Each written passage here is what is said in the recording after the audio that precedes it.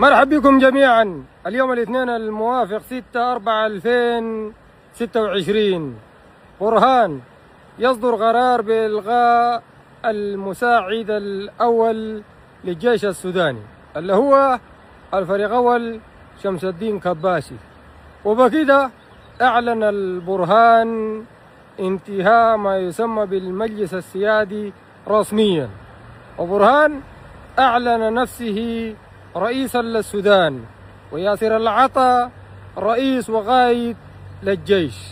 كباشي مكانك وين؟ والله ما لقينا لك أي مكان. أما مرتزقة النهب المسلح دير راحوا شمار في مرقة. خلونا نركز في موضوع كباشي. كونه كباشي هو نائب للبرهان للجيش، وبرهان يطلع قرار رسميا بإلغاء هذا المنصب وينصب في نفس اللحظة ياسر العطا رئيس هيئة الأركان للجيش.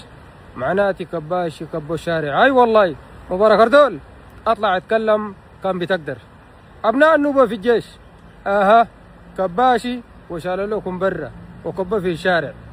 والله دي حقيقة بالمناسبة، وما يسمى بالمجلس السيادي والوزراء ده خلاص دي مسحوها، دي الحاجة الحقيقية. وبكده برهان نصب نفسه رئيس للسودان وياسر العطا قائد للجيش، وهذه المناصب تؤكد حل ما يسمى بالمجلس السيادي.